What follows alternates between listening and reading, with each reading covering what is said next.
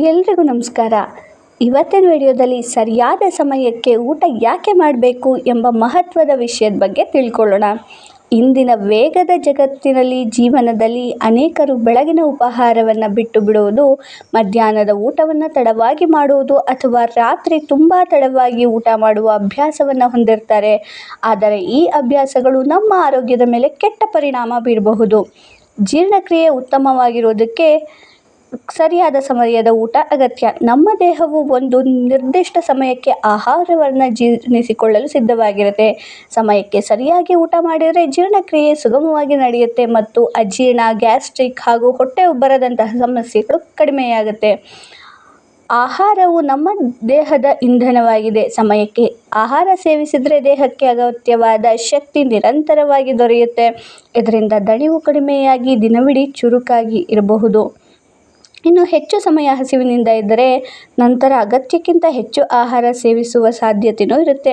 ಇದರಿಂದ ತೂಕ ಹೆಚ್ಚಾಗಬಹುದು. ಸಮಯಕ್ಕೆ ಊಟ ಮಾಡೋದ್ರಿಂದ ಹಸಿವು ನಿಯಂತ್ರಣದಲ್ಲಿದ್ದು ತೂಕ ಸಮತೋಲನದಲ್ಲಿರಲು ಸಹಾಯ ಮಾಡುತ್ತೆ. ನಿಯಮಿತ ಸಮಯಕ್ಕೆ ಆಹಾರ ಸೇವಿಸೋದು ರಕ್ತದಲ್ಲಿನ ಸಕ್ಕರೆ ಮಟ್ಟವನ್ನು ಸ್ಥಿರವಾಗಿಡೋದಕ್ಕೆ ಸಹಾಯ ಮಾಡುತ್ತೆ. ವಿಶೇಷವಾಗಿ ಮಧುಮೇಹ ಇರುವವರಿಗೆ ಇದು ಬಹಳ ಮುಖ್ಯ. ಇನ್ನು ರಾತ್ರಿ ತುಂಬ ತಡವಾಗಿ ಊಟ ಮಾಡಿದರೆ ಜೀರ್ಣಕ್ರಿಯೆಗೆ ಹೆಚ್ಚು ಸಮಯ ಬೇಕಾಗುತ್ತೆ.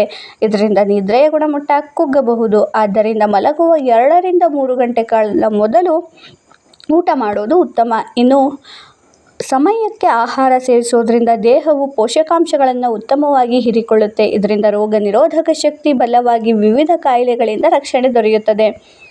ಹಾಗಾದರೆ ಸ್ನೇಹಿತರೆ, ಸರಿಯಾದ ಸಮಯಕ್ಕೆ ಊಟ ಮಾಡೋದು ಕೇವಲ ಒಂದು ಅಭ್ಯಾಸ ಅಲ್ಲ, ಅದು ಆರೋಗ್ಯಕರ ಜೀವನದ ಪ್ರಮುಖ ಅಂಶವಾಗಿದೆ.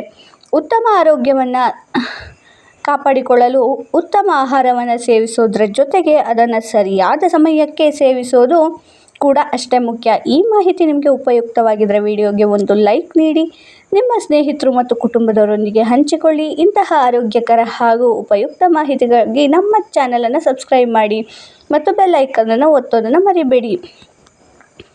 ಧನ್ಯವಾದಗಳು. ಮತ್ತೆ ಒಂದು ಹೊಸ ಮತ್ತು ಆಸಕ್ತಿದಾಯಕ ವಿಷಯದೊಂದಿಗೆ ಮುಂದಿನ ವಿಡಿಯೋದಲ್ಲಿ ಭೇಟಿಯಾಗೋಣ.